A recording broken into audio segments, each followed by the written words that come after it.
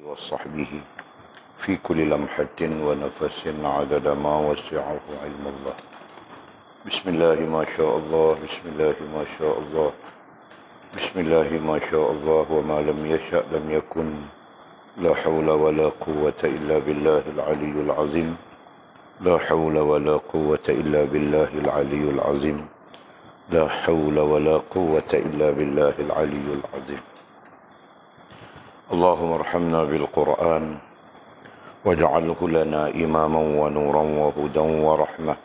اللهم ذكرنا منه ما نسينا، علمنا منه ما جهلنا، وارزقنا تلاوته آناء الليل وأطراف النهار، واجعله لنا حجة يا رب العالمين. اللهم افتح لنا فتوح العارفين، وارزقنا فهم النبيين، واجعلنا من عبادك الصالحين والمتقين يا رب العالمين. بسم الله الرحمن الرحيم. قال مصنف رحمه الله تعالى: نفعنا الله بعلومه وبكتابه في الدارين. اللهم آمين يا رب العالمين. وبعد. قال kedua, seelok-eloknya dia mengambil air sembahyang dan sembahyang 2 rakaat dahulu sebelum keluar dari rumah dan memohon keselamatan kepada Allah Subhanahu wa taala ketika keluar dari rumah, kerana dia tidak tahu akan sesuatu yang berlaku ke atasnya. Jadi seseorang yang keluar dari rumahnya ke pasar dan kedai itu umpama orang yang keluar ke tempat orang yang sedang berperang dengan musuhnya. Alangkah eloknya orang mukmin itu berpegang dan bertawakal dengan Allah Subhanahu wa taala, seolah-olah ia menjadi baju rantai yang mampu menjaga keselamatan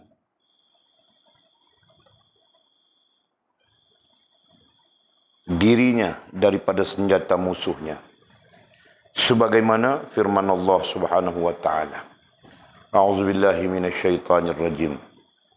Wa man yatawakkal 'ala Allahi fahuwa hasbuh.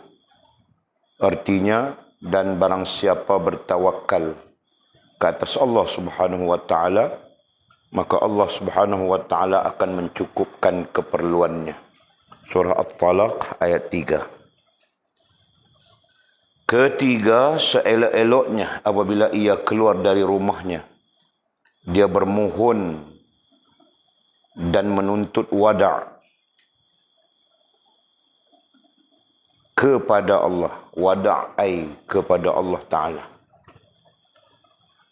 Tinggal perkataan kepada.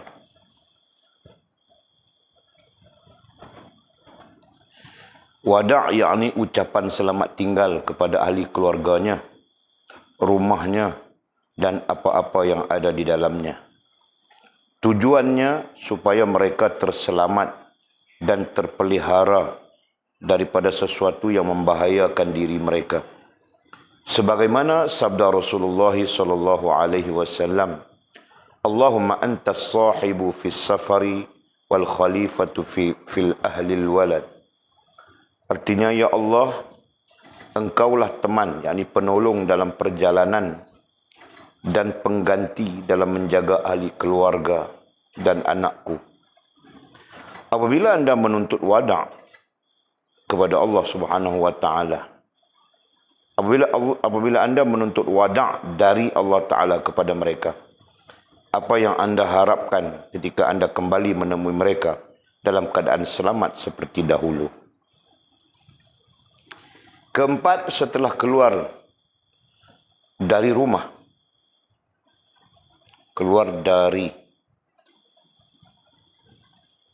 sunat dia membaca doa berikut: Bismillahi tawakkaltu 'ala Allahi la haula wa la quwwata illa billah.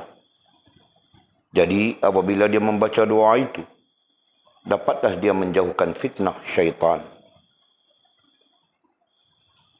Kelima, seelok-eloknya digalak dan diarahkan berbuat ma'ruf dan melarang yang mungkar. yang ditegah oleh syarak. Seseorang yang mampu berbuat demikian adalah jika dirinya tidak binasa atau berasa malu atau hartanya sendiri, maka wajib ke atasnya. Sebaliknya, jika binasa yang sedemikian itu, gugurlah wajib dan menjadi harus sahaja. Itu pun jika dia ingat bahawa dirinya tidak ditimpa kebinasaan. Keenam, sebaik-baiknya dia berjalan dengan keadaan perlahan, tanpa tergesa-gesa ketika pergi ke pasar, dan segeralah berjalan sewaktu kembali atau beredar dari situ. Ketujuh, seelok-eloknya perbanyakkan zikrullah di pasar itu, kerana ada hadis Rasulullah SAW mengatakan bahawa zikrullah, yakni menyebut dan mengingati Allah, bagi orang yang lalai dan lupa itu pahalanya seperti orang yang berperang dengan orang kafir. Malahan zikir Allah di pasar itu seperti orang yang hidup antara orang-orang yang sudah mati. Ada di antara orang dahulu yang pergi ke pasar dengan menunggang binatangnya agar ia dapat berzikir kepada Allah. Kemudian dia kembali tanpa membeli sesuatu apapun. Kemudian kata musannif ke-8. Okey, kita sambung lagi. Kita sedang berbincang tentang berekonomi. Kita luaskan skopnya. Kita sedang berbincang tentang berekonomi. Sedang berekonomi itu menjadi bahagian daripada keperluan hidup. Kan? Bahagian daripada keperluan hidup. Bahkan hidup kita ada 5 perkara besar. Kita belajar sudah itu. Kan? Salah satu bahagiannya adalah ekonomi. Itu Dina. Ya, 5 bahagian besar kan? Apa yang 5 itu Dina? Oh, kerohanian. Apa itu kerohanian? Oh, okey bah. Kurang-kurangnya paham kita kan. Dan nanti kerohanian itu terkait dengan iman, Islam dan ihsan. Itu penjelasannya. Nah, lagi sosial. Bukan sosial, bah. Sosial orang putih. Oh, sosial. Apa itu sosial? Oh, berkait dengan pergaulan. Okey, bah. Kurang-kurangnya kau paham. Ketiga, Mimi. Ekonomi. Apa itu ekonomi?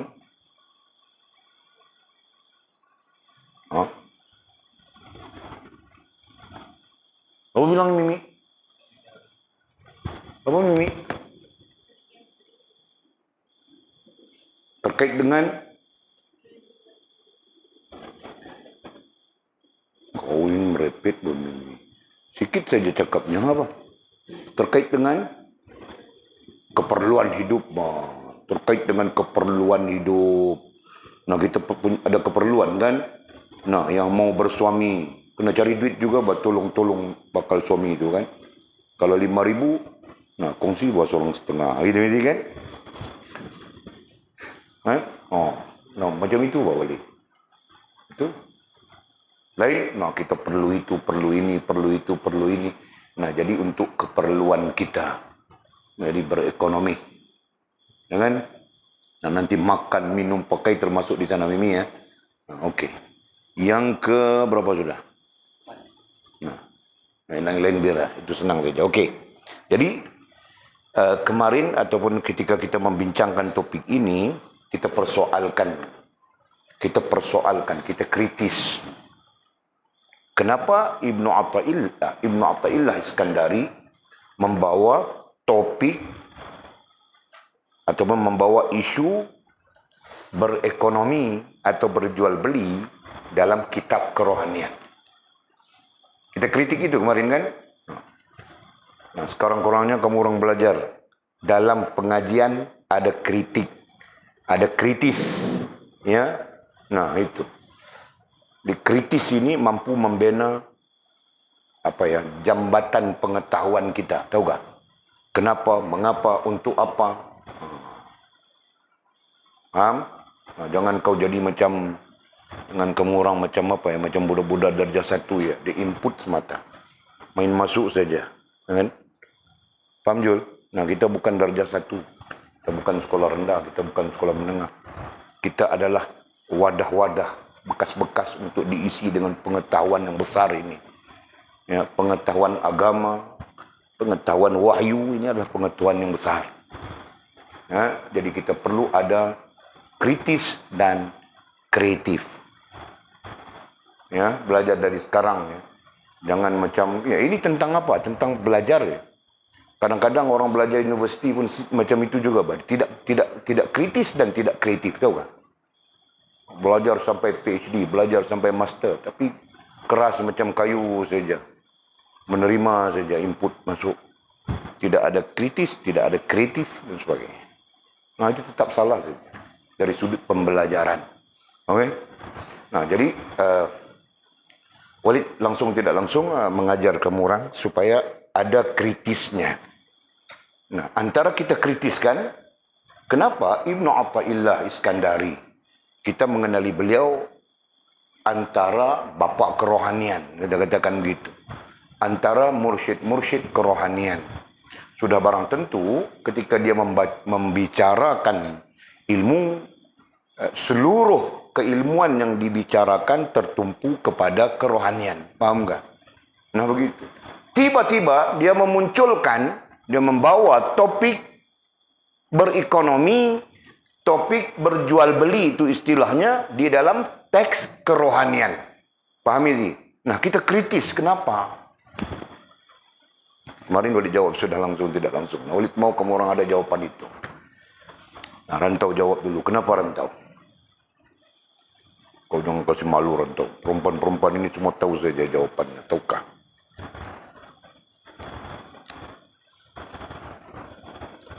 Aku pikir dia orang puasa ini hari. Rupanya dia orang pun macam kita juga tiada puasa. Aku pikir ini hari mau belanja dia orang buka puasa. Tahukah? Pikir saja tadi. Ini hari aku mesti belanja dia orang buka puasa. Macam mana sekalipun. Aku tidak mau kasih dia orang masak. Sekali aku keluar tengah hari tengok bagus saja Mimi tengah makan nasi. Kantoi sudah. Ngalilah sekali Pak. Nah, tidak gini hari kita tumpang-tumpang dia orang puasa. Tahu orang tahu.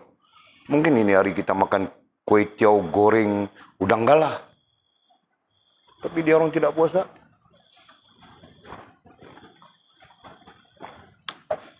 Kita memang tidak puasa baku. Makan ubat saja. Esok kita coba lagi.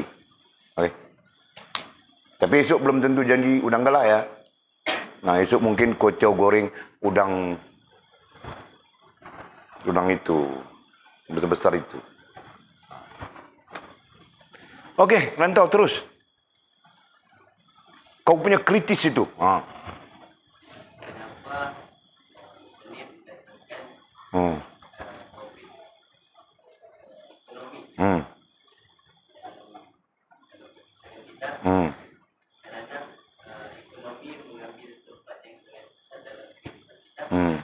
Good.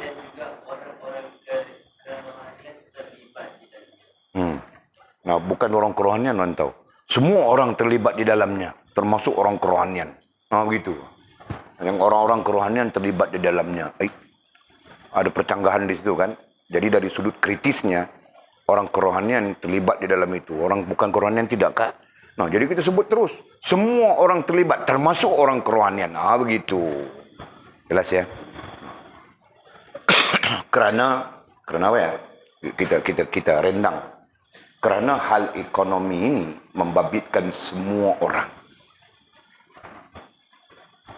Justru membabitkan semua orang pada sisi orang-orang kerohanian, mereka bersikap berhati-hati. Betul. Dengan bersikap berhati-hati supaya apa yang didapat, apa yang diperolehi itu bersih daripada maksiat kepada Allah Subhanahu wa taala.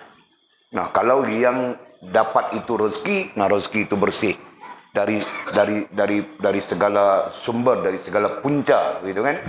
Nah, itulah pemerhatian orang-orang kerohanian. Dan kenapa Imam Ibn Athaillah Iskandari membawa topik ini ke dalam perbincangan kerohanian. Satu sisi. Nah, manakala sisi lain,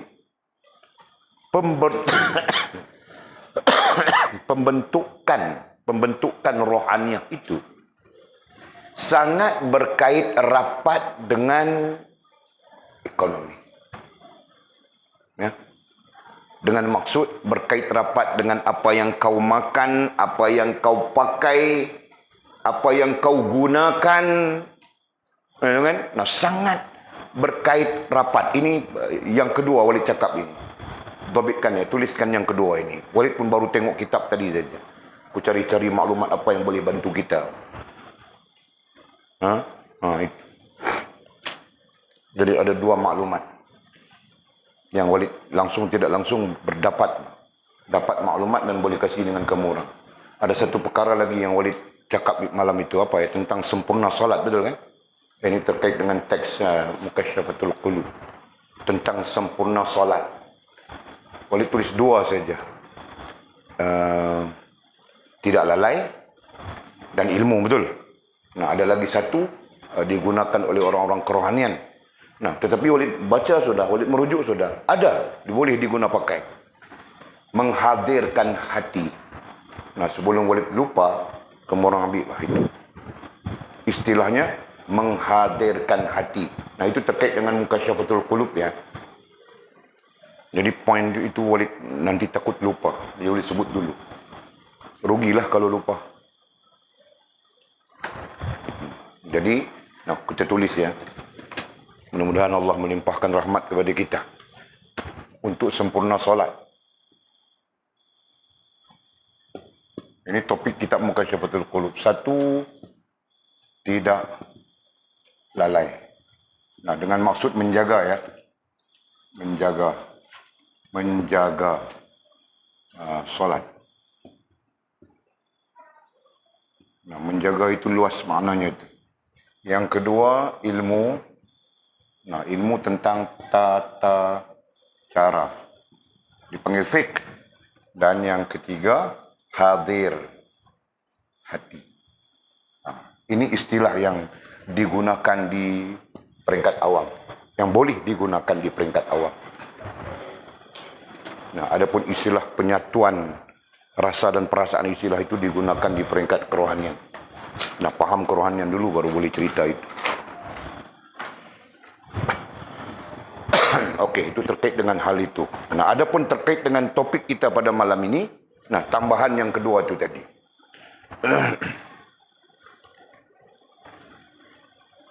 Apa yang tambahan yang kedua itu tadi, Mizi?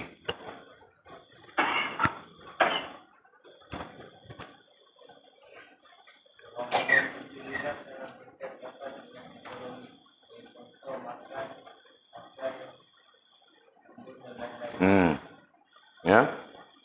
Pada orang-orang kerohanian. Nah, itu Ibn Athaillah Iskandari. Ekonomi sangat berkait rapat.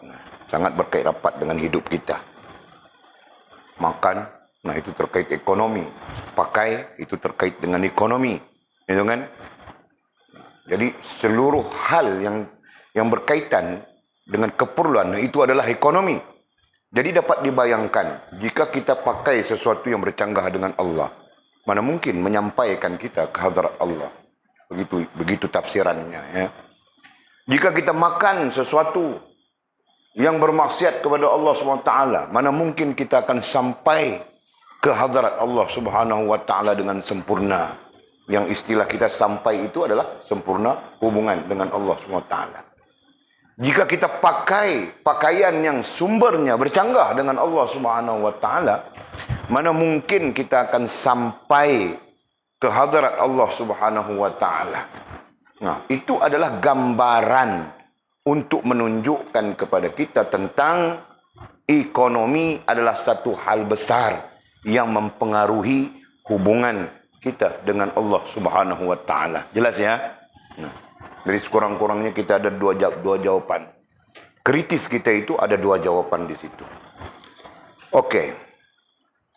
Jadi kita belajar sudah. Ibnu Athaillah Iskandari mengajar kita, bukan dia mengajar kita fiqh ya, dia bukan mengajar kita tata cara berekonomi.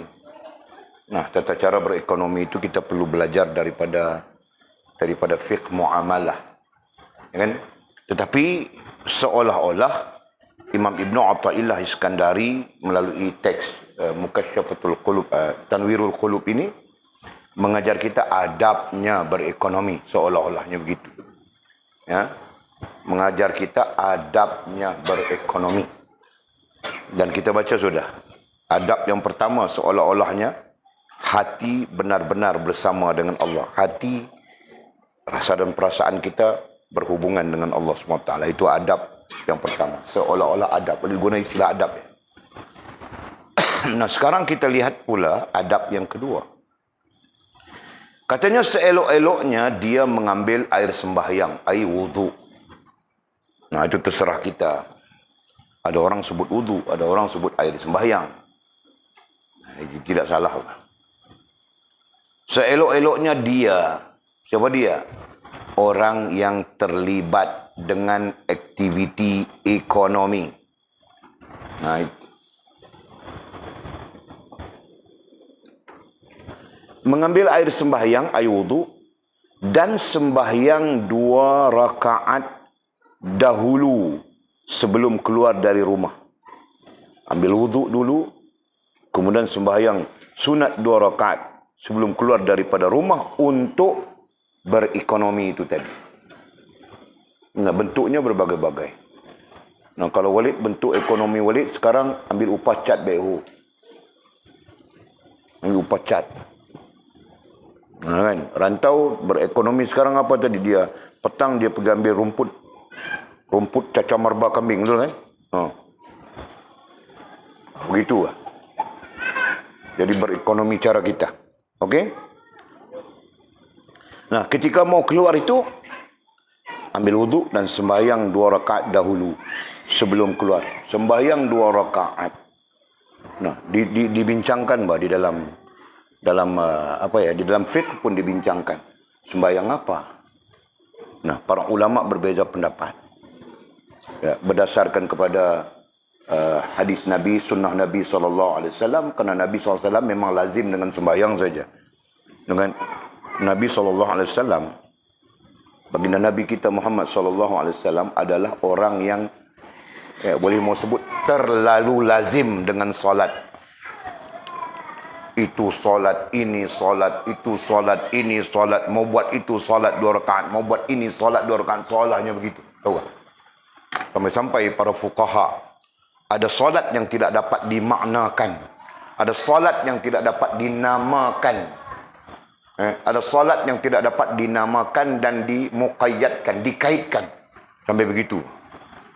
Kerana banyaknya solat Nabi SAW.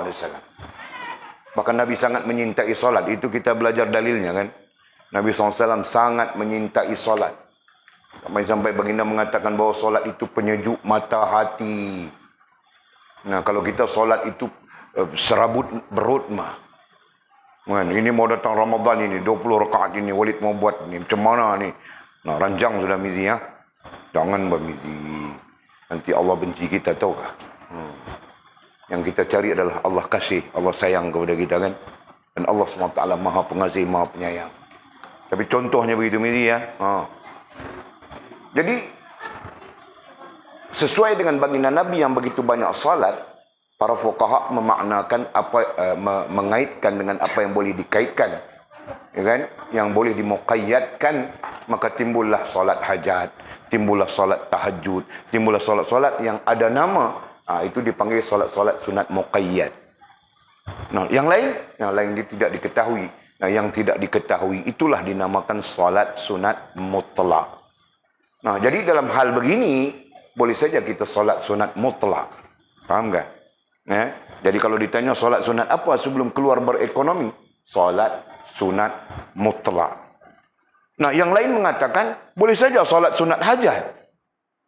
Ini apa ya, pandangannya, pandangan para ulama, pandangan para fuqaha. Kenapa? Karena ketika kau keluar berekonomi, langsung tidak langsung kau berhajat kepada keperluan, betul? Nah, kau solat hajat. Nah, ada pandangan begitu. Jadi kita dapat dua sudah. Satu, solat sunat mutlak, betul? Nomor dua, solat sunat hajat. Ada pandangan-pandangan yang agak terpencil, ya, yang agak terpencil dari sisi fuqaha kita, yang mereka memaknakan salat sunat tijarah. Mereka menyebut salat sunat tijarah, ya, salat sunat untuk kalau kita tijarah itu kita terjemah dengan ekonomi, kan? Nah, salat sunat untuk berekonomi. Begitu. Dan ini tidak pelik, ya. Tidak pelik dan tidak salah sebenarnya. Karena Nabi SAW memang begitu. Mau tidur, solat sunat untuk tidur. Dia solat sunat 2 rakaat pada Nabi SAW. Apakah boleh dimaknakan solat sunat untuk tidur? Para fuqaha mengatakan ya, boleh. Karena Nabi SAW sebelum dia tidur, dia mau solat. Dia solat 2 rakaat, kan? Nah, itu solatnya boleh sebut tadi. Itu solat ini, solat itu. Sampai-sampai tidak ada muqayyad. Tidak ada mau dikait. Kenapa? Nah, itulah dipanggil mutlak. Jelas, ya? Mungkin pada sisi kita mutlak. Pada sisi Nabi ada muqayyadnya. Betul? Ada kaitannya, Pak. Aku solat 2 rakaat sebelum ku tidur kerana-Mu, ya Allah. Mungkin begitu, Pak. Berarti muqayyad itu. Solat sunat sebelum tidur. Betul? Nah, tinggal Nabi SAW ini adalah Nabi yang sangat menyintai umat. Nah, dia takut nanti umat diberatkan, terberat dengan hal-hal sebegitu. Ya kan? Nah, itu Nabi kita. Antara sikap Nabi kita SAW. Nah, dia sangat takut hal-hal sebegitu memberatkan umat. Okey. Selesai sudah, ya? Sembahyang 2 rakaat. Jika timbul pertanyaan sembahyang apa? Nah, boleh saja kau sebut solat sunat mutlak, dan boleh saja kau sebut solat sunat hajat, dan pandangan yang ketiga yang terpencil boleh disebutkan tadi, disebut solat sunat tijarah. Jadi mau niat macam mana itu? Niat macam biasa juga. Aku solat sunat tijarah 2 rakaat kerana-Mu, ya Allah. Sudah, selesai, kan? Saja aku solat sunat hajat 2 rakaat kerana-Mu, ya Allah. Begitu saja, Pak. Okey. Itu berkaitan dengan adab tadi kita sebut. Jadi ambil wuduk, sembahyang sunat 2 rakaat dahulu sebelum keluar dari rumah, ya, untuk tujuan ekonomi itu tadi, dan memohon keselamatan kepada Allah Subhanahu wa taala. Memohon keselamatan dalam solat itu, dalam doa. Solat itu doa, kan? Solat itu doa. Dalam terjemahan literal, solat itu adalah doa. Ya, jadi doanya apa? Memohon keselamatan kepada Allah Subhanahu wa taala ketika keluar dari rumah, kerana dia tidak tahu akan sesuatu yang berlaku ke atasnya. Nah, kerana dia orang yang terlibat dengan ekonomi, tidak tahu apa yang akan berlaku ke atasnya. Nah, itu kan. Nah, kita mau keluar berekonomi di mana. Mana kita tahu apa akan terjadi, apa akan berlaku, betul kan? Nah, kalau kita tahu kita nanti mati di simpang itu, kita pun tidak lalu simpang itu. Lari saja. Nah, kan? Nah, mana tahu tiba-tiba berlaku aksiden, tiba-tiba berlaku begitu, tiba-tiba berlaku begini. Nah, justru kerana kita tidak tahu, justru kerana orang yang terlibat dengan aktiviti ekonomi tidak tahu apa yang akan terjadi. Nah, jadi di sana terkait solat itu tadi adalah berhubungan dengan Allah. Adalah berhubungan dengan Allah SWT. Betul, kan? Nah, jadi solat itu tadi, ambil wuduk dan solat itu tadi menjadi tanda berhubungan kita dengan Allah Subhanahu wa taala. Ya kan? Nah, nanti kita tengok berhubungan macam mana. Mana katanya? Jadi seseorang yang keluar dari rumahnya ke pasar dan kedai. Ini bahasa ya, pasar dan kedai ini bahasa. Pasar dan kedai itu artinya pusat aktiviti ekonomi, seolahnya begitu. Ya, kalau orang Kelantan mau pergi ke bandar, dia bilang pergi pasar, pergi kedai. Itu bahasanya orang Kelantan, tahu tak? Ya. Orang Kelantan, orang Terengganu sama saja. Orang petani pun sama saja. Pergi kedah. Nah, rupanya pergi kedai kita, kalau kita pergi kedai runcit tepi jalan itu kan, kedai runcit. Nah, dia pergi kedai itu artinya pergi ke bandar. Paham enggak? Nah, itu orang petani, orang Kelantan sama saja. Paham sih? Nah, kalau kita lain kan, tamu pergi ke tamu lain kan, nah, pergi ke pasar lain kan. Nah, okey. Okey. Jadi seseorang yang keluar dari rumahnya ke pasar dan kedai. Nah, dhabit pasar dan kedai itu tempat aktiviti ekonomi, ya kan? Umpama orang yang keluar ke tempat orang yang sedang berperang dengan musuhnya. Nah, umpama itu termasuk di dalam majaz kalam, dalam ilmu balaghah ya. Umpama orang yang masuk ke tempat orang yang sedang berperang dengan musuhnya. Terkait ada hadis Nabi ya. Ada hadis Nabi tentang itu. Nanti kita akan jumpa di mana, boleh tidak ingat. Ada hadis Nabi yang menyebut pasar, tempat-tempat keramaian itu adalah seperti tempat orang berperang. Dengan maksud, mungkin saja kita nanti terkesan. Maksud Nabi ya, kita akan terkesan. Sama ada mencederakanmu atau membaikkanmu. Hadisnya bunyi begitu. Redaksi hadisnya, pemaknaan hadisnya, daripada redaksi, bunyinya begitu. Nah, maksud Nabi SAW, pasar-pasar, tempat-tempat keramaian ini, di sana ada macam-macam perkara yang boleh sama ada membaikkan rohaniah dan jasmaniah kita, dan boleh juga merosakkan rohaniah dan jasmaniah kita. Faham tak? Nah, itu kita belajar di dalam, kalau Syekh Abdul Qadir Jailani, kita belajar di dalam Futhul Ghaib, syarahan ke-6 itu, tentang menjauhkan diri daripada keramaian. Kan? Nah, betapa keramaian itu ada dua hal. Tapi yang terbanyak, yang terbesar adalah hal-hal yang boleh merosak dan mencederakan rohaniah kita. Betul kan? Merosak dan mencederakan rohaniah kita. Betul ni? Pergi penuh dengan iman, pulang habis beriman. Majasnya begitu kan? No. Pergi penuh dengan takwa, pulang jadi hantu. Nganjul? No. Itu kesannya, implikasi daripada keramaian, tempat-tempat ramai. Jadi sama saja dengan apa yang disebutkan di sini. Ya, sebenarnya ini adalah pemaknaan daripada hadis Nabi SAW, bahawa tempat pasar dan kedai ataupun tempat orang ramai itu, ya,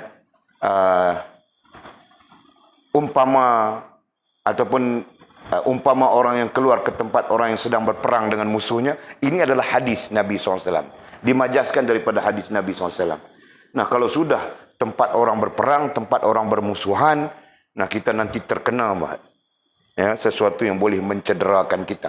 Nah, kerana itulah ya, Imam Ibn Athaillah pada adab yang kedua ini mengajarkan kita ambil wuduk, salat 2 rakaat. Sama ada salat mutlak, sunat mutlak. Solat sunat saja ya, bukan wajib ya. Solat sunat mutlak, solat sunat hajat, atau solat sunat tijarah. Ya, ini nanti dengar orang bilang bid'ah ini. Mana ada solat sunat tijarah? Nah, betul bah. Bukan tidak ada. Fuqaha tidak dapat meriwayatkan seperti mana boleh sebut sudah tadi. Terlalu banyak solatnya Nabi. Gitu kan? Lepas solat, lepas solat. Sampai-sampai Nabi SAW bersabda, ketika ditanya oleh sahabat, wahai Rasulullah, kenapa anda selepas solat, anda solat, selepas solat, anda solat? Nah, kata Nabi SAW, Sesungguhnya hati orang-orang yang beriman itu apabila masuknya solat, dia mau sentiasa solat saja. Apabila masuknya Ramadan puasa, dia kalau boleh mau sepanjang tahun itu Ramadan. Nah, itu hatinya orang mukmin, kata Nabi SAW. Ya. Nah, kalau Nabi bercakap begitu, sudah barang tentu Nabi pun sikapnya begitu kan? Nah, sebab itu dia lepas solat saja, lepas solat saja. Sebut sudah ini. Okey. Nah, jadi kita diajar oleh Ibnu Athaillah, nah begitu juga. Ambil wuduk, solat 2 rakaat. Ya, mana-mana satu yang kita suka. Dan mohon keselamatan kepada Allah SWT, kerana kita tidak tahu apa yang akan berlaku ketika kita keluar dan berada di dalam keramaian-keramaian seperti itu. Masya Allah, tabarakallah. Nah, ini kalau kita kaitkan dengan kritis kita tadi ya, tadi kita kritis ya. Nah, inilah bentuk-bentuk penjagaan rohaniah. Betul? Nah, inilah bentuk-bentuk penjagaan rohaniah kita. Nah, kalau kita menimbulkan persoalan bagaimana mau menjaga rohaniah kita, nah itulah bentuknya. Inilah metodenya, inilah caranya untuk menjaga rohaniah kita.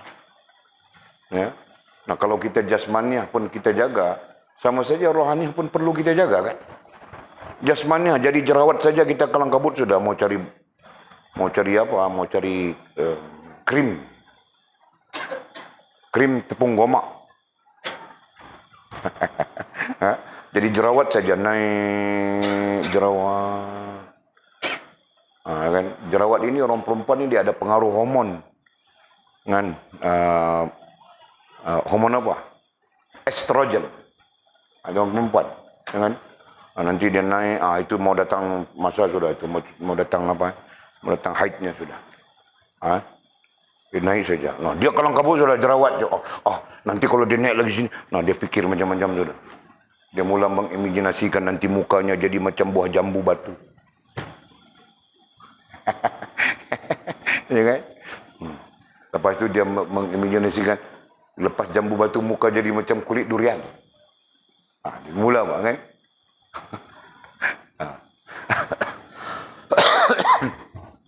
Okey. Boleh fahamkah cerita itu? Okey, sudah.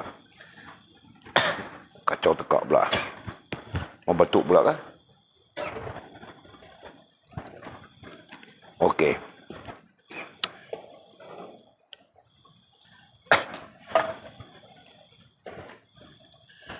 Kemudian katanya, alangkah eloknya, bagusnya. Elok ini bagus kan? Alangkah eloknya, bagusnya, baiknya. Orang mukmin itu orang mukmin. Nah, tidak perlu terjemah lagi kita. Faham sudah? Orang mukmin itu, nah, nombor 1, berpegang. Nombor 2, tawakal. Dengan Allah Subhanahu wa taala. Ya, orang mukmin itu berpegang nomor 1 dan yang kedua bertawakal dengan Allah Subhanahu wa taala seolah-olah ia apa? Ia berpegang dan bertawakal. Seolah-olah ia. Nah, ia itu bukan orang ya. Ia itu lil jinsi. Nah, itu berdasarkan bahasa Arab. Ia berpegang dan bertawakal itu. Nah, kalau Walid dobit nomor 1 dan nomor 2. 1 dan 2. Ya kan? 1 and cross 2. Gitu. Seolah-olah ia berpegang dan bertawakal kepada dengan Allah SWT itu menjadi baju rantai yang mampu menjaga keselamatan dirinya daripada senjata musuh. Menjadi baju rantai, perisai.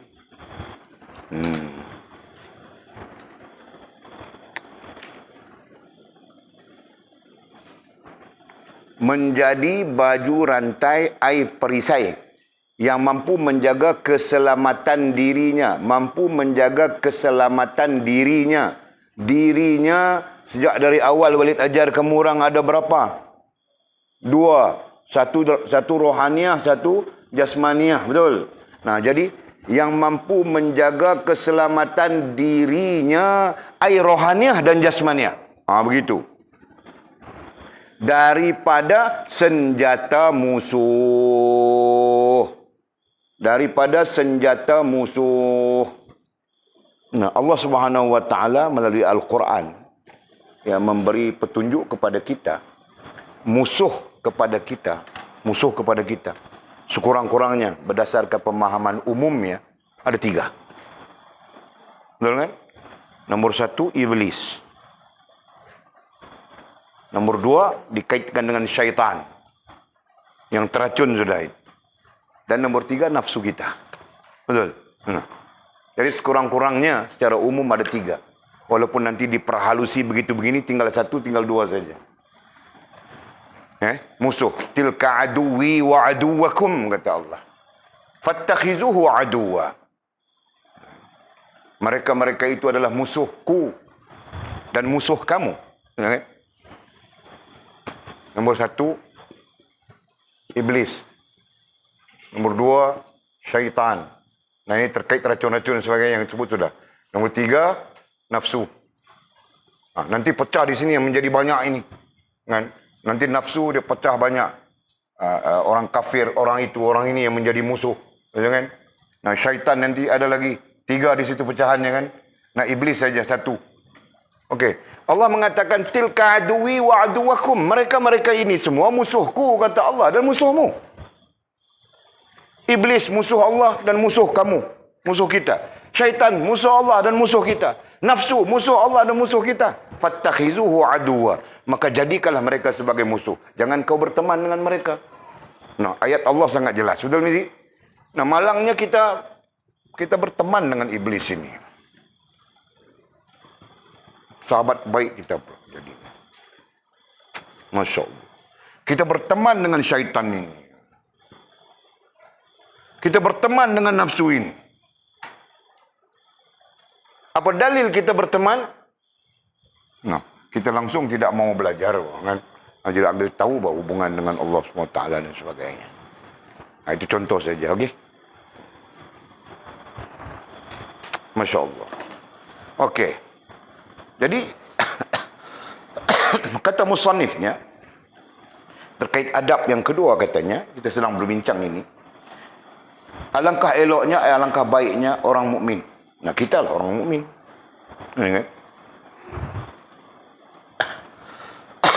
Kita orang mukmin yang membina iman. Jangan mukmin yang tidak pernah memikirkan, apalagi membina iman. Nah, orang mukmin yang seperti itu disebut mukmin yang jahil. Ya, dalam Al-Quran Allah membezakan bahawa darjat mukmin yang jahil dengan darjat mukmin yang diberikan ilmu. Berbeza. Kan? Ada 2 tempat di dalam Al-Quran yang Allah sebut itu. Macam mana bunyinya?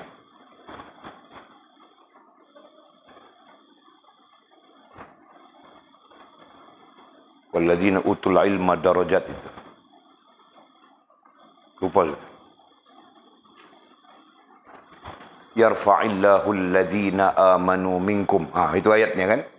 Yarfa'illah, Allah mengangkat. Yarfa'illahu alladhina amanu minkum. Allah mengangkat. Mengangkat apa? Mengangkat darjat orang-orang yang beriman di kalangan kamu. Orang-orang yang beriman Allah angkat darjat.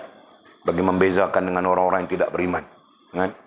Kemudian lagi, apa lagi yang membezakan? Walladzina utul ilma darajat.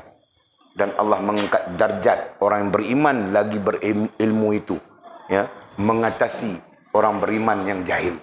Faham tak? Nah, dengan darjat yang tinggi.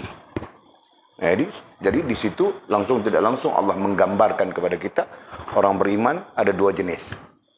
Ya, ada 2 keadaan.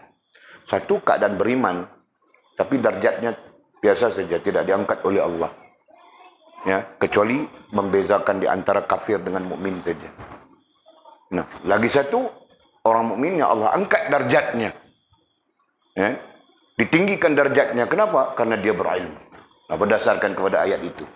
Yarfa'illahu alladhina amanu minkum walladhina utul ilma darajat. Jelas ya? Okey.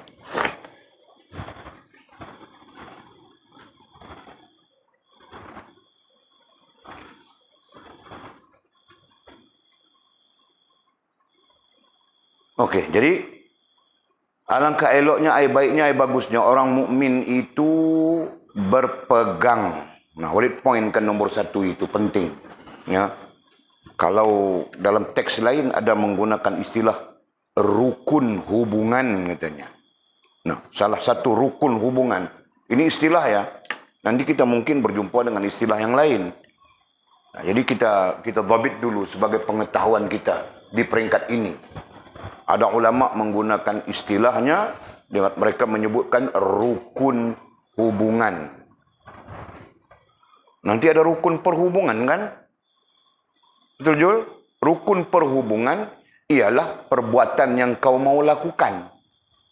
Nah, kau mau puasa, maka ada rukun perhubungan dalam puasa itu kan? Niatnya begitu, begini. Kau mau salat.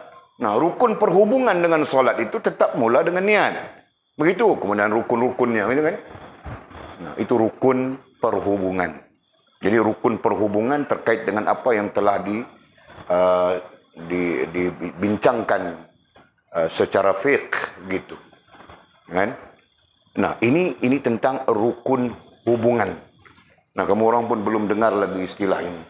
Nah, malam ini dengar sudah. Semakin lama semakin macam-macam istilah kamu orang dengar. Nanti gila begitu saja kamu orang. Aku takut juga, Pak. Takut kamu orang gila. Tengok-tengok Mizi buang lari seluar pun tidak pakai dia. Mizi, kau jangan buat macam itu, Mizi ya. Okey.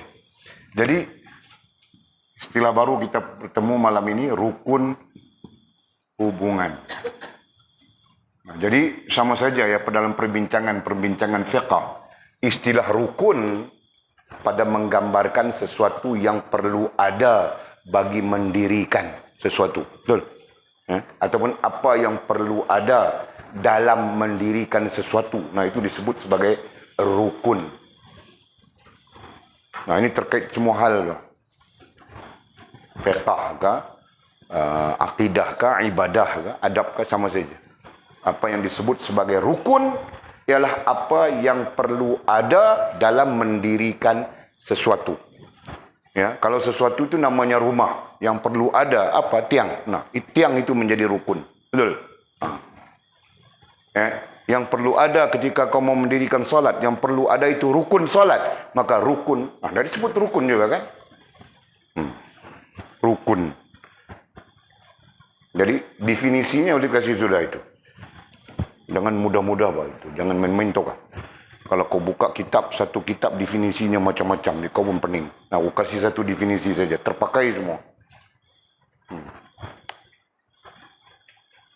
Nah, baca Mizi, apa definisinya tadi? Rukun.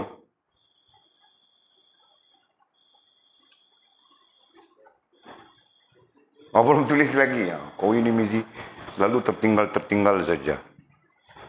Rukun ialah apa yang perlu ada, mesti ada, patut ada dalam mendirikan sesuatu. Nah, kita gunakan kaedah sirah mubalaghah di situ. Supaya nanti kita boleh sambung lagi pemaknaan jika ada pemaknaan baru. Kan? Boleh tulis bah, nanti Mizi itu keliru saja dia. Rukun ialah apa yang perlu, mesti, patut ada dalam mendirikan sesuatu. Ini ayat balaghah ya. Mendirikan sesuatu, jadi kita tidak khitabkan. Kau mau buat apa? Apapun yang kau mau buat mesti ada sesuatu yang perlu, yang mesti, yang patut itu. Ya kan? Nah, kau mau jadi mekanik, kau mau buka satu enjin, maka yang perlu ada itu spana-spananya. Maka spana itu menjadi rukun, ya, untuk kau melakukan kerja-kerja mekanik. Macam Maulid, kerja cat. Jadi yang perlu ada berus dengan cat. Lain-lain tidak perlu. Sikit-sikit saja mau kikis itu, kikis ini, korek itu, korek ini, nah itu biasa saja. Tapi tetap ada alatnya kan, yang mesti ada, yang perlu ada, yang patut ada gitu. Jelas ya? Nah itu disebut sebagai rukun. Nah nanti kita berbahasa apa? Kita berbahasa dalam hal apapun. Ya, Walid pernah dengar orang berbahasa, tidak sempurna rukunnya makan jika tiada sambal belacan. Nah, aku pernah dengar orang berbahasa begitu, Pak. Siap pantun-pantun lagi. Nah, rupa-rupanya dalam cara mereka makan sambal belacan itu adalah satu kemestian, ya kan? Satu kemestian, satu keperluan, satu kemestian, sesuatu yang patut. Nah, nampak? Jadi tiada sempurna. Apa mak disebut apa yang tentang makan-makan? Jika tiada sambal belacan. Oh, bunyi di pantun lagi. Kami terlupa. Sambal belacan sedia ada hanya kerana kami terlupa, katanya. Berbuat keluar sambal belacan. Boleh pernah itu. Tidak ingat di mana. Okay. Faham tak? Nah, jadi itu tentang makan. Nah, jadi kita umumkan saja apa yang perlu, mesti, patut ada dalam mendirikan sesuatu. Nah, perkataan mendirikan itu mungkin mengelirukan, ya, jadi mendirikan atau berlakunya sesuatu. Nah, begitu secara umum. Nah, itulah disebut sebagai rukun. Oke? Nah, jadi di sini disebut rukun hubungan. Nah, rukun hubungan yang pertama kita jumpa sudah ya, berpegang. Nampaknya istilah berpegang ini kita selalu dengar saja sudah kan? Berpegang, perkataan Arabnya apa? Perkataan yang kita belajar. Apa Lina?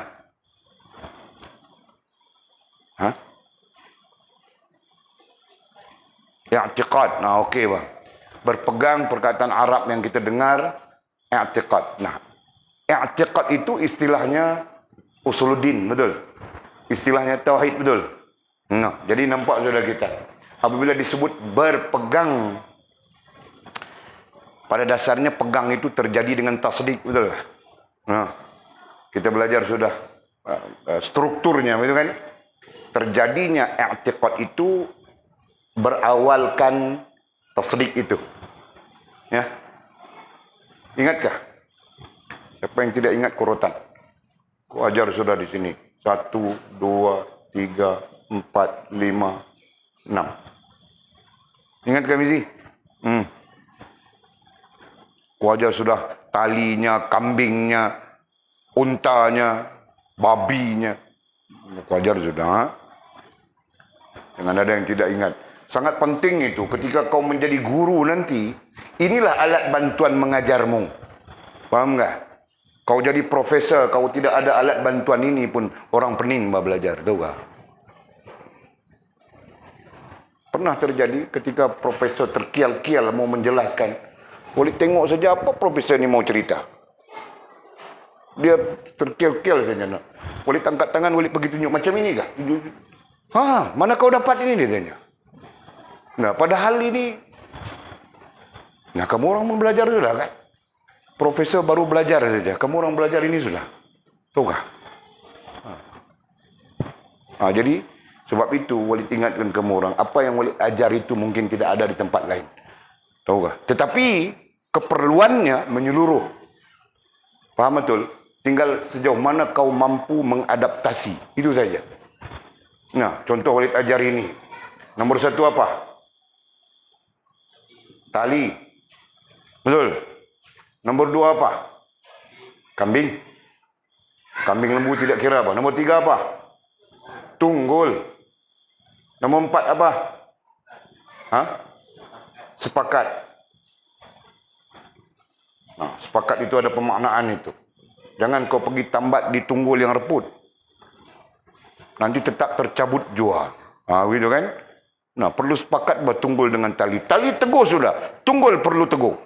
Begitu. Okey? Nah, yang ketiganya apa, Mizi?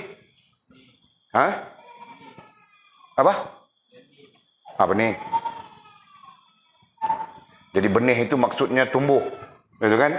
Nah, yang kelima, yang keenam. Asyik. Nah, ini skill ini kau mau belajar di mana?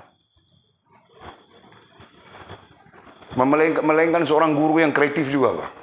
Nah, Walid alhamdulillah bertemu dengan syekh-syekh yang sangat kreatif. Ditakdirkan oleh Allah SWT sepanjang Walid belajar, Walid bertemu dengan syekh, dengan guru-guru yang kreatif. Tahukah? Ada saja idea mereka, macam mana mau kasih murid itu faham. Okey. Nah, ini adalah struktur untuk kalau kita sebutkannya secara ilmiah, struktur untuk mendapatkan ilmu, betul kan? Ini betul kan? Betul. Tajuknya apa? Asasul usul. Apa tajuknya? Cara untuk mendapat ilmu, betul kan? Jadi Walid kasih tajuknya itu umum begitu. Padahal ini kau boleh buat tesis, betul kah? Ini saja. Faham ini? Nah, jadi baru kita bawa ke dalam maklumat kita. Tali boleh disebut sebagai, jika usuluddin disebut tasdik, jika fiqh disebut niat, jika tasawuf disebut rasa, kan? Nah, itu kita sebut tasdik di sini karena kita sedang berbincang terkait istilahnya. Kambing, ilmu apa? Nah, jika terkait dengan tasdik sudah tentu ilmunya tauhid, betul. Jika terkait dengan rasa sudah tentu ilmunya tasawuf, betul. Nah, ini sudah maklumat kita ada sudah. Okey. Kemudian tasdik, ilmu, kemudian tunggul. Apa majasnya? Diri kan? Nah, diri. Jadi maksudnya tali, tasdik itu adalah tali, ilmu itu seperti kambing, nah perlu ditambat, diikat. Betul kan? Nah, kemudian setelah tali itu ditambat kepada kambing dan kita memegang tali itu, nah dengan sendirinya diri kita itu menjadi tunggul untuk diikat, yang menunjukkan kambing itu adalah milik kita. Betul kan? Nah, jadi kita mana boleh dakwah kambing kita, melainkan dia duduk di dalam pagar kita saja. Betul kan? Nah, jika dia keluar pagar kita, kita panggil, Lili, itu kambing kita, Pak. Betul kan? Nah, aku pun tidak tahu, itu pandai kamu orang saja. Okey, nah itu contoh. Jadi tasdik dengan ilmu ditambat pada diri kita. Nah, diri kita ketika itu menjadi tunggul. Kemudian diajarkan kepada diri kita sepakat antara tasdik, ilmu dan diri kita. Jelas ya? Nah, sepakatkan di situ. Nah, ketika sepakat di situ, terhimpun di situ ya, tasdik diikat dengan ilmu, ilmu diikat pada diri, nah terhimpun dengan namanya sepakat. Nah, nanti kesepakatan itulah yang membenihkan. Membenihkan dengan maksud mewujudkan pengetahuan, menjadi pengetahuan, menjadi ilmu. Ya, faham kan? Okey, ringkas. Dan nanti hasil benih inilah akan menumbuhkan hasil. Apa hasilnya nanti? Nah, hasilnya nanti mukmin. Mukmin. Okey? Sebagai orang yang benar beriman. Begitu kan? Jadi, betul kan? Nah, kesimpulannya itu, nah, jadi kita mukmin, jadi kita muslim, jadi kita muhsin. Seperti mana disebut dalam Al-Quran. Dan kita juga menyebutnya di dalam Fathur Rahman. Okey? 8, 9, 10, 11. Nah, semuanya kita membincangkan tentang ini. Betulkah? Okey, jadi apa yang Walid mau cakap lanjutan ya di sini tadi ya. Berpegang. Nah, berpegang itu datang dari sini ya. Datang dari istilah ini. Walaupun pemaknaannya itu berpegang datang daripada i'tiqad. Tapi i'tiqad itu berpunca daripada tasdik. Tali temali, tambatan-tambatan yang mengikat. Ya, kemudian dimaknakan dengan pegangan. Nah, yang kedua, rukun yang kedua adalah bertawakal. Ini Walid gunakan kata kerja ya, pada menunjukkan satu tindakan. Ini Walid bukan ahli bahasa Malaysia, tapi Walid tahu sedikit sebanyak. Kata-kata imbuhan-imbuhan yang dimasukkan itu memaksudkan apa. Nah, jadi kita perlu belajar juga itu bahasa Malaysia itu. Sekarang Kak Cik dia tangguhkan sebab kita sikit.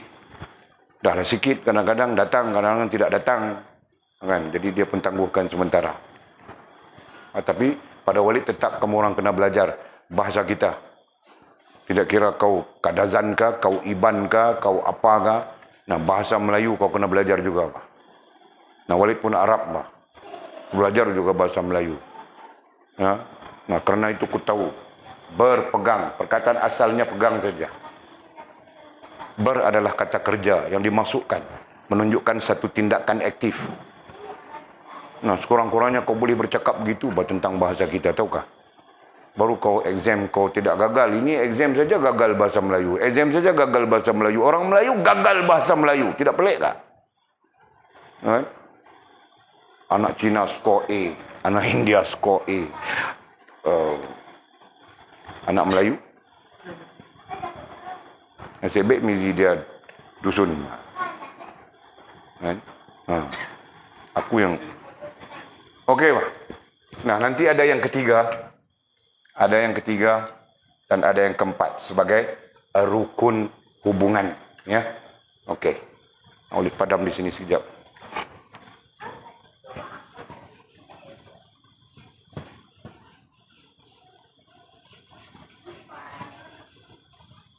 Okey. Nah, bertawakal yang ketiganya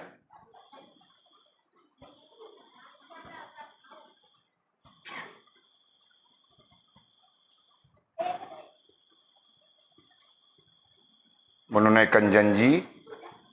Ini Walid sebut dulu ya. Nanti kamu orang akan berjumpa dengan mungkin berbagai ya. Banyak lagi, tapi sekurang-kurangnya kita ada ini ya. Menunaikan janji dan menghubungkan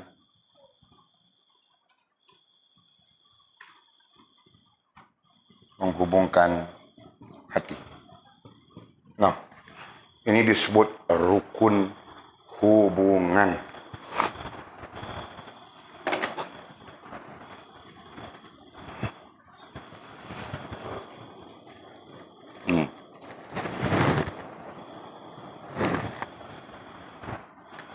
Okey. Jadi, pertama berpegang.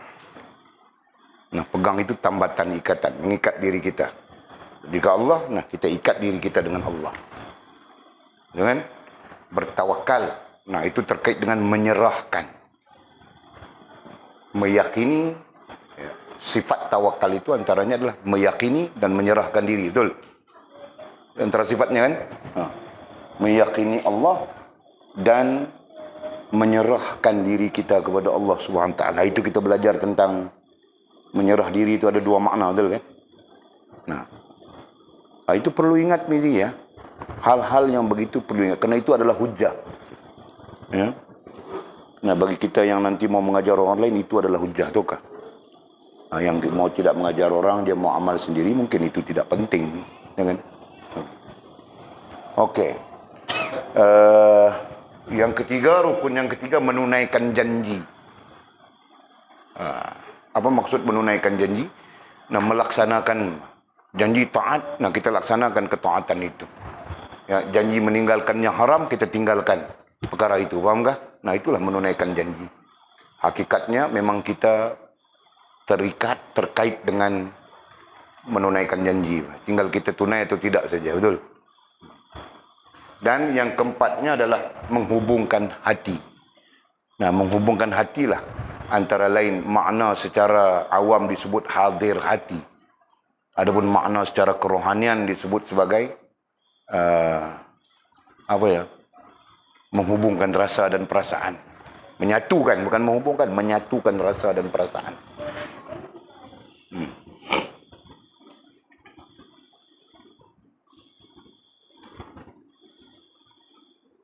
Kau dhabit di mana itu, Lina? Ha? Di situ, nota kau. Okey. Nota di kulit itu yang kuheran kutanya itu. Notanya di kulit. Di kulit kan, Mimi? Kan? Betulkah? Oh. Okey lah. Jadi 4 ya. Ingat ya dulu. Nah, mungkin nanti kita berjumpa banyak lagi. Atau mungkin istilahnya lain lagi. Nah, sekurang-kurangnya ini menjadi dasar. Kalaupun ada istilah, kelainan istilah, nah dasarnya tetap sama saja. Faham kan? Okey. Jadi katanya alangkah eloknya orang mukmin. Orang mukmin itu pertama ai berpegang, nombor 2 bertawakal dengan Allah Subhanahu wa taala. Seolah-olah ia ai berpegang dan bertawakal dengan Allah Subhanahu wa taala itu menjadi baju rantai. Nah, jadi Walid cakap sekarang ya. Walid cakap sekarang dengar ya. Di sinilah antara lain memunculkan ilmu hikmat. Faham tak? Ya.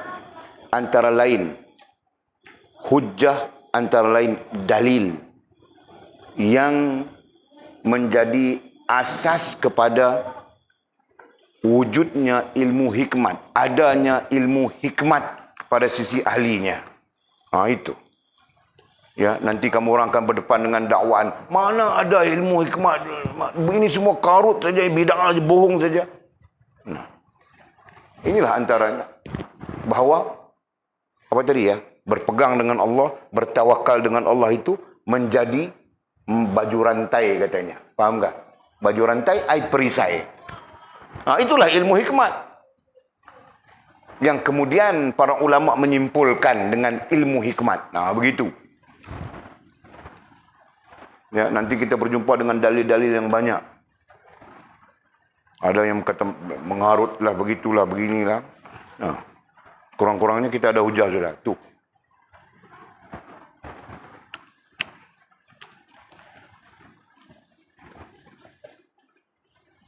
Okey. Jadi itu antara perkataan yang kamu orang dhabit ya. Boleh sebut itu supaya kurang-kurangnya di sini tahu kita tentang muncul satu hal ilmu hikmat. Mungkin hari ini kamu orang tidak ada idea untuk bertanya, tapi 1 tahun, 2 tahun, 3 tahun, 4 tahun, 10 tahun akan datang. Nah, kamu orang akan ada persoalan-persoalan tentang ilmu hikmat itu apa. Faham tak?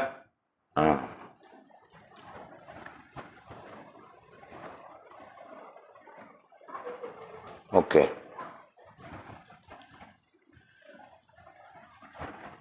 Alangkah eloknya, ai bagusnya orang mukmin itu berpegang dan bertawakal. Kita tambah lagi 2 di sana. Ya. Dengan Allah Subhanahu wa taala seolah-olah ia ai Walid sebutkan rukun apa itu tadi? Rukun hubungan. Disebutkan, ya. Seolah-olahnya ia ai rukun hubungan yang namanya berpegang bertawakal itu. Itu skala lebih besar sudah sekarang. Tadi skala kecil saja. Berpegang dengan bertawakal saja. Sekarang rukun hubungan. Lagi besar, lagi luas itu. Ya. Seolah-olah ia berpegang dengan bertawakal. Ia ai rukun hubungan yang 4 itu menjadi baju rantai ai perisai. Menjadi baju rantai ai perisai yang mampu menjaga keselamatan dirinya, ai rohaniyahnya dan jasmaniyahnya daripada senjata musuhnya.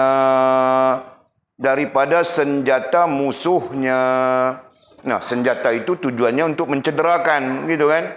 Nah, senjata yang mencederakan, senjata musuh yang mungkin mencederakan kita.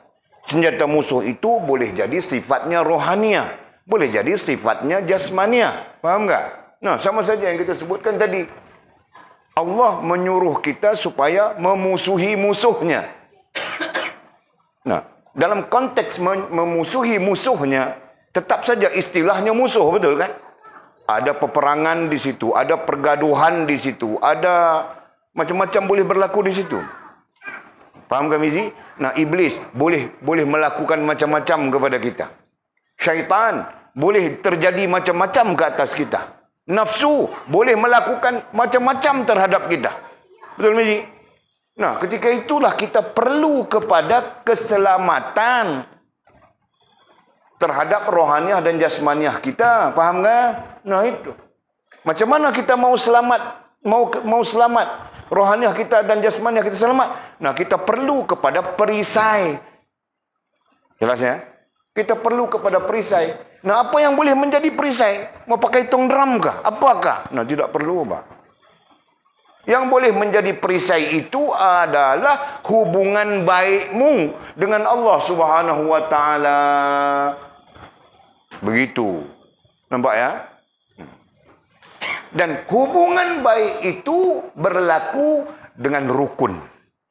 Ada rukunnya. Bukan main hentam saja. Faham tak? Nah, jadi ikut saja rukun itu. Ya, berlakulah hubungan. Jelas ya? Dia nangis seorang dia kah? Oh, ada abang. Okey. Okey, sebagaimana kata musannif, sebagaimana firman Allah Subhanahu wa taala. Nah, tentang ini Allah menyebutnya dia dalam Al-Quran. Wa may yatawakkal 'ala Allahi fa huwa hasbuh. Ayat ini lebih ma'ruf dengan ayat 1000 dinar. Ini bahagian daripada ayat 1000 dinar itu. Wa may yattaqillaha yaj'al lahu makhraja wa yarzuqhu min haitsu la yahtasib. Wa may yatawakkal 'ala Allahi fa huwa hasbuh. Nah, ini ayatnya yang ketiga. Wa may yatawakkal 'ala Allahi fa huwa hasbuh. Innallaha balighu amrih qad ja'ala Allahu li kulli syai'in qadra. Nah, itu ayatnya. Kan? Walid pernah pergi rumah orang. Rumah orang ini dia rumahnya 24 jam. Nah, itu tidak tahu bahwa 24 jam, tapi sekurang-kurangnya 16 jam muzik saja.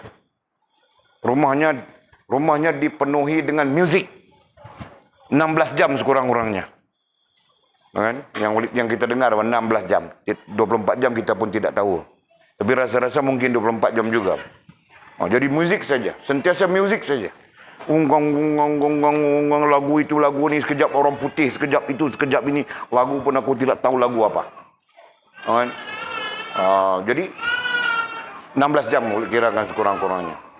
Okey, satu hari Walid ditugaskan untuk mengumpulkan mengumpulkan ini tentang Ramadan ini, mengumpulkan sumbangan untuk buat moreh lorong-lorong ni. Jadi Walid pun terpaksa pergi rumah dia. Padahal Walid cukup tidak mau kan. Aku nampak hantu saja penuh di rumahnya itu. Jadi mau masuk macam mana? Masuk juga apa? Masuk menyatakan apa? Nah, dia pun tidak cakap banyak apa. Oh ya. Masuk ambil duit. Muzik tidak tutup juga apa? Ya, muzik itu bunyinya, muziknya cung. Muzik apa aku pun tidak tahu bunyinya begitu. Tekno. Dipanggil tekno. Ada buat apa kat dia? Muzik tekno. Begitu. Aku pun tidak tahu tekno itu apa. Okey? Nah, mungkin kasih tahu dia. Sementara dia masuk pergi ambil duit untuk kasih sumbangan itu, aku lihat di depan pintunya Ayatul Kursi. Depan pintu masuknya Ayatul Kursi. Tengok daripada pintu ke sana ke dinding, betul-betul pintu ini wa may yattaqillaha yaj'al lahu makhraja, ayat 1000 dinar. Jadi cantik, sulamannya cantik daripada benang emas, frame-nya semua cantik. Ini bukan produk, bukan kita, beli dari luar ini. Boleh pun. Ketika dia datang, tulis kasih tahu cantik ni. Mana dapat cantik? Dia bilang beli di Jordan. Nah, dia beli frame itu, ayat itu di Jordan. Nah, ada dia orang travel apa kita pun tidak tahu. Beli di Jordan. Jadi Walid pun tanya, kenapa ayat Ayatul Kursi ini di pintu ini? Kenapa? Wa may yattaqillah itu duduk masuk tengok nampak terus besar, bukan kecil, tahu tak? Besar dari kita lagi. Satu dinding itu penuh, tahu tak? Jadi kenapa boleh tanya kenapa ayat itu di situ? Kenapa? Dia bilang ini ayatul kursi. Dia bilang ayatul kursi ini untuk tidak membagi hantu masuk dalam rumah. Dia bilang Walid begitu. Jadi kita taruh ayatul kursi di pintu ni, jadi hantu, jin-jin, iblis tidak akan masuk dalam rumah kita. Nah, Walid pun terfikir dalam kepala, yang kau dengar muzik 16 jam satu hari, ini pun suara iblis juga kan. Tapi diam, sangka baik saja. Okey. Kemudian Walid tanya lagi, itu yang besar itu lagi besar ya? Yang itu lagi besar sebab dia panjang, naik macam itu turun. Okey. Kitanya itu ayat 1000 dinar katanya. Jadi Walid tanya saja, kenapa ayat 1000 dinar berletak di situ macam ayat 1000 dinar ini dibilang boleh tarik rezeki pusing, rezeki masuk pusing. Nah, dia cerita begitu. Ayat 1000 dinar ini dia boleh tarik rezeki, tangannya pusing, tangannya tahu tak? Tangannya pusing begitu. Pusing. Sampai sengit-sengit begitu aku tengok. Jadi Walid pun fikir, oh begitu ya. Oh baik, terima kasih. Nah, fikir dalam kepala, inilah bid'ah-bid'ahnya, inilah kemerapuan-kemerapuan, tahu tak? Jadi mereka menganggap bahawa ayat-ayat ini boleh mendatangkan rezeki. Mana mungkin begitu, bah? Rezeki tetap daripada Allah SWT kan? Jadi disitulah terkait rukun hubungan ini. Rukun hubungan ini tidak menyentuh langsung ayat ke, zikir ke apa. Betul? Rukun ini menyentuh langsung hubungan kita dengan Allah Subhanahu Wa Taala. Nah, nanti zikirkah, ayatkah, apapun yang kita baca itu sebagai sebagai sebutan-sebutan yang disukai oleh Allah Subhanahu Wa Taala, itu saja, Pak. Ya, rasionalnya Mizi, faham kan rasionalnya? Kalau Mizi selalu buat apa saja yang Walid suka, nah, Walid minta duit, Pak. Bagi terus. Kadang-kadang tidak minta duit pun kau kasih. Mizi, kau mau duit? Nah, kasih. Kenapa? Karena dia selalu buat apa yang Walid suka. Faham tak? Nah, itu nasib dia lah. Dia suka buat yang Walid tidak suka. Mau buat macam mana? Okey. Kan? Sama saja, Pak. Mizi, nanti kau ada mertua, kau buat apa yang mertua kau suka. Mertua kau suka makan murtabak, hari-hari kau beli dia murtabak. Kan? Mertua kau suka makan teh tarik mengigau, hari-hari kau beli dia teh tarik mengigau. Kan? Nah, kau buat apa yang dia suka. Faham tak? Nah, nanti ketika kau tidak ada duit, kau muka masam saja dia tahu kau mau duit kah. Nah, silap dia tidak tanya apa. Kasih kau duit. Faham tak, Mizi? Nah, kenapa? Kerana dia suka. Betul? Jadi rasionalnya begitu, Allah SWT. Rasional ya, boleh cakap tentang rasional. Kemunasabahan. Nah, apabila Allah Subhanahu Wa Taala suka, kerana hubungan yang baik, yang bagus dengannya, dia akan memberikan perlindungan, keselamatan, sebagainya. Betul kan? Faham, Mizi? Nah, itulah hikmat. Okay? Itu disebut hikmat.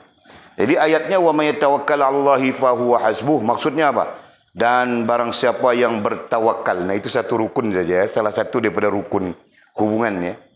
Dan barang siapa yang bertawakal ke atas Allah Subhanahu Wa Taala, ke atas kepada, jarang orang menggunakan istilah atas ya, walaupun perkataan itu ala. Bertawakal kepada Allah Subhanahu Wa Taala, maka Allah Subhanahu Wa Taala akan mencukupkan keperluannya. Allah akan mencukupkan keperluannya. Jadi ini terkait mencukupkan keperluan. Hakikatnya dalam tafsiran, Allah SWT akan menjaga. Ya kan? Jadi ayat ini walaupun menyebut Allah mencukupkan keperluan, tapi dalam tafsiran, ingat ya, boleh sebut tadi, dalam tafsiran ayat ini, para ulama mengatakan Allah menjaga kita. Ya, Allah menjaga kita yang melakukan, yang apa ya, yang menyempurnakan hubungan dengannya. Nah, Allah menjaga mereka sebaik-baik penjagaan. Ya. Sebab itu tidak ada yang sebaik-baik penjagaan melainkan Allah. Tidak ada sebaik-baik penolong melainkan Allah. Ya, tidak ada sebaik-baik tempat minta tolong melainkan Allah. Begitu kan? Jadi semuanya adalah mutlak bagi Allah Subhanahu Wa Taala. Ketika Allah menjaga kita, nanti Allah akan mencukupkan kita apapun yang menjadi keperluan. Jelas ya?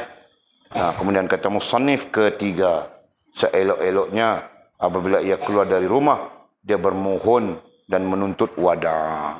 Kita tengok pada hari akan datang. Allah a'lamu bisawabihi atau kama qala.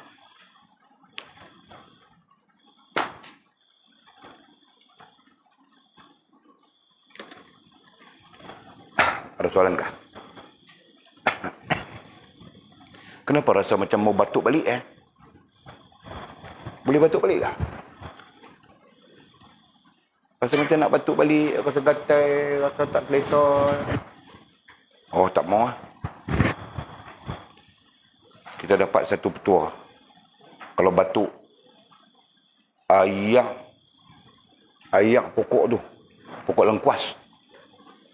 Pokok lengkuas, potong dia punya bahagian dua kaki daripada pucuk, potong bang, tarik bagi turun, masuk botol di situ, ikat air tu. Air lengkuas. Air pokok lengkuas, bukan air lengkuas. Lengkuas lama cengih kan? Air pokok lengkuas. Itu untuk batuk yang payah-payah. Jadi kita kena tanam lengkuas bagi banyak lah tu, banyak benih lengkuas tu. Cari tempat kita bubuhnya. Okey. Tak ada soalan ya? Bismillahirrahmanirrahim. Alhamdulillahirabbil alamin wassalatu wassalamu ala asyrafil mursalin sayyidina wa maulana Muhammad wa ala alihi washabbihi ajma'in. Allahumma iftah lana futuhal 'arifin warzuqna fahman nabiyyin waj'alna min 'ibadika as-salihin.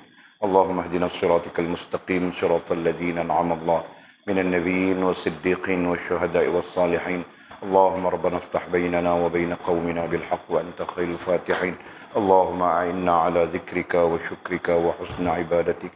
اللهم فقهنا في الدين وعلمنا التأويل. اللهم فقهنا في الدين وعلمنا التأويل. اللهم فقهنا في الدين وعلمنا التأويل. وصلى الله على سيدنا محمد وعلى آله وصحبه وبارك وسلم. والحمد لله رب العالمين. تقبل الله منا ومنكم.